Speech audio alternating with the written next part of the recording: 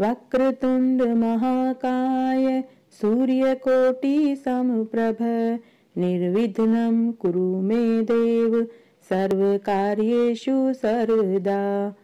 वक्रतुंड महाकाय सूर्यकोटि समप्रभ निर्विघ्नं कुरु मे देव सर्वकार्येषु सर्वदा। राधे राधे, जय श्री कृष्णा। मैं सीमा सिंह आप सभी धर्म प्रेमियों को सादर प्रणाम करती हूँ। आज मैं आपको फाल्गुन कृष्ण गणेश चतुर्थी व्रत कथा सुनाने जा रही हूँ। अगर आप हर महीने की चौथ का व्रत करते हैं तो आपको हर महीने के चौथ की व्रत की कहानी भी सुननी चाहिए। आज मैं आपको फाल्गुन मास की गणेश चतुर्थी व्रत कथा सुनाने जा रही हूँ। माता पार्वती जी ने गणेश भगवान से पूछा कि हे गजानन, फाल्गुन कृष्ण गणेश चतुर्थी का पूजा कैसे करनी चाहिए, इस महीने में किस नाम से पूजा करनी चाहिए और आहार में क्या खाना चाहिए। तब गणेश भगवान बोले कि हे माता, फाल्गुन चतुर्थी को हेरंब नाम से गणेश जी की पूजा करनी चाहिए। पूजा में खीर का भोग लगाना चाहिए और साथ ही घी और चीनी से बने हुए स्वादिष्ट व्यंजन बनाने चाहिए और उसी का भोग लगाना चाहिए। तब गणेश भगवान कहते हैं कि हे माता, एक बार युधिष्ठिर के प्रश्न के उत्तर में भगवान श्री कृष्ण ने एक कथा सुनाई थी। वही कथा मैं आज आपको सुनाने जा रहा हूँ।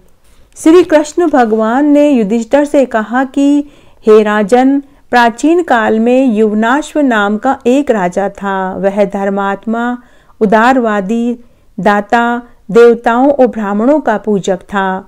उस राजा के राज्य में विष्णु शर्मा नाम का एक तपस्वी ब्राह्मण रहता था।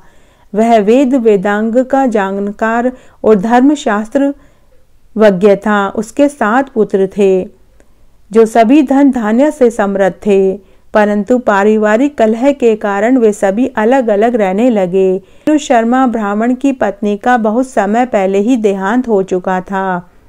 अब विष्णु शर्मा ब्राह्मण अपने प्रत्येक पुत्र के घर एक एक दिन भोजन करता था। विष्णु शर्मा ब्राह्मण गणेश भगवान का परम भक्त था। वह हर महीने की गणेश चतुर्थी का व्रत करता था। इस तरह समय बीतने लगा। बहुत समय बीतने के बाद विष्णु शर्मा ब्राह्मण बुजुर्ग हो गए और उन्हें कमजोरी भी महसूस होने लगी। तब एक दिन विष्णु शर्मा ब्राह्मण ने मन ही मन सोचा कि अब मैं बहुत बुजुर्ग हो गया हूँ और मेरे से गणेश चतुर्थी का व्रत होना असमर्थ है, तो मैं इस व्रत को अपनी 7 बहुओं को झिलवा देता हूँ। यह सोचकर विष्णु शर्मा ब्राह्मण ने अपनी 7 बहुओं को अपने पास बुलाया और कहा कि बहुओं, मैं हर महीने की गणेश चतुर्थी का व्रत करता आया हूँ। अब यह व्रत मैं करने में समर्थ नहीं हूँ, इसलिए इस व्रत को मैं तुम सबको देना चाहता हूँ। अब तुम सब इस व्रत का दायित्व ले लो ताकि मैं निश्चिंत हो जाऊं। इस व्रत को करने से घर में धन धान्य की वृद्धि होती है, घर में प्रचुर धन आता है। भगवान गणेश जी की कृपा से कुबेर का भंडार घर में भर जाता है। जब 6 बड़ी बहुओं ने अपने ससुर की बात सुनी तो उन्हें बहुत क्रोध आया। उन्होंने अपने ससुर से कहा कि हम इस झमेले में पड़ना नहीं चाहते, हम यह व्रत नहीं झेलेंगे, और ऐसा कहकर 6 बड़ी बहुएं वहां से चली गई। विष्णु शर्मा ब्राह्मण दुखी और उदास होकर बैठ गया, क्योंकि वह जानता था कि सबसे छोटी बहू अर्थात 7वीं बहू पहले से ही गरीब है। उसके पास तो पूजा का सामान एकत्र करने के भी पैसे नहीं होंगे।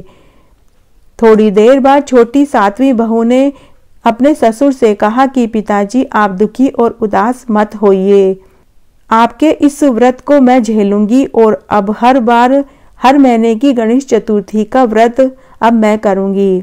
तब विष्णु शर्मा ब्राह्मण ने कहा कि बहू, तुम्हारे पास तो व्रत करने के लिए और व्रत की पूजा की सामग्री लाने के लिए पैसे ही नहीं है, तुम कहाँ से इतना बंदोबस्त करोगी। तब छोटी बहू ने कहा कि पिताजी, आप चिंता मत कीजिए, मैं सब काम कर लूंगी। उस दिन बहू पड़ोस में गई और पड़ोस से आटा और गुड़ मांग कर लाई और उसने पुए बनाए और पूजा की सामग्री एकत्र करी।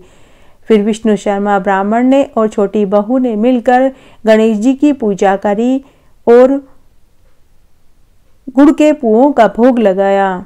रात्रि को चंद्रमा को अर्घ्य देने के बाद बहू ने अपने ससुर को भोजन कराया। उसके बाद अपने पति और बच्चों को कराया। सबको भोजन कराने के बाद छोटी बहू के लिए कुछ भी नहीं बचा तो उसने पानी पीकर अपना व्रत खोला।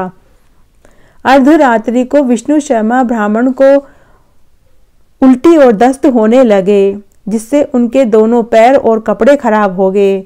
बहू ने अपने ससुर के हाथ पैर धुलवाए, कपड़े बदले और पूरी रात अपने ससुर की सेवा करती रही। इस कारण बहू पूरी रात सो नहीं पाई और बहू पूरी रात अपने ससुर की सेवा करती रही, जिसके कारण उसका जागरण हो गया। बहू मनी मन सोचती रही कि मेरी वजह से ही मेरे ससुर की तबीयत खराब हुई है। वह खुद को दोषी मानती रही। इस तरह सुबह हो गई। सुबह छोटी बहू ने देखा कि उनका घर हीरे मोती सोने चांदी के ढेर से भरा पड़ा है। घर में अन्न धन के भंडार हो गए। छोटी बहू ने अपने ससुर से पूछा कि पिताजी, यह इतना सारा धन कहाँ से आया?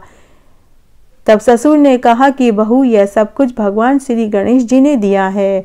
तुम्हारे सत का प्रताप है। गणेश भगवान तुम्हारी पूजा, व्रत और मेरी सेवा करने से प्रसन्न हुए हैं। यह सब कुछ गणेश भगवान ने तुम्हें दिया है। बहू कहने लगी कि पिताजी, आप धन्य हैं। आपकी कृपा से ही गणेश जी प्रसन्न हुए हैं और उसी से हमारी दरिद्रता दूर हुई है और इसी से घर में अन्न धन के भंडार भरे हैं। इस प्रकार बहू बार बार अपने ससुर के चरण पकड़ने लगी। जब 6 बड़ी बहुओं को पता चला कि छोटी बहू के घर में अन्न धन के भंडार भर गए हैं तो उन्हें बड़ा पश्चाताप हुआ और वे आकर अपने ससुर से अपनी गलती की माफी मांगने लगी। फाल्गुन मास के गणेश चतुर्थी का व्रत करने से छोटी बहू का घर अन्न धन के भंडार से भर गया और कुबेर का खजाना हो गया और वह इंद्र के समान भाग्यशाली बन गया, जबकि 6 बड़े पुत्र दरिद्र, रोगी और दुखी हो गए। 6 बड़ी बहुओं में भी होड़ लग गई। अब वे भी फाल्गुन कृष्ण गणेश चतुर्थी का व्रत करने लगी। इस व्रत के प्रताप से वे भी धनवान हो गए। इस प्रकार दूसरे लोग भी इस व्रत को करेंगे तो उनका घर भी धन धान्य से भर जाएगा। गणेश चतुर्थी व्रत के प्रताप से राज्य की कामना करने वाले को राज्य की प्राप्ति होती है। निसंतानों को संतान सुख प्राप्त हो, निर्धनों को धन की प्राप्ति होती है और कुंवारों के ब्याह होते हैं। घटती हो तो पूरी हो, पूरी हो तो परवान चढ़े, भूले बिसरे नाम तेरे भंडार में भरे। इस तरह आज मैंने आपको फाल्गुन मास की गणेश चतुर्थी की व्रत कथा सुनाई। आशा करती हूँ यह आपको जरूर पसंद आएगी। मेरे साथ बने रहने के लिए आपका धन्यवाद। आगे की कथा कहानी के लिए भी आप इसी तरह मेरे साथ बने रहें। धन्यवाद।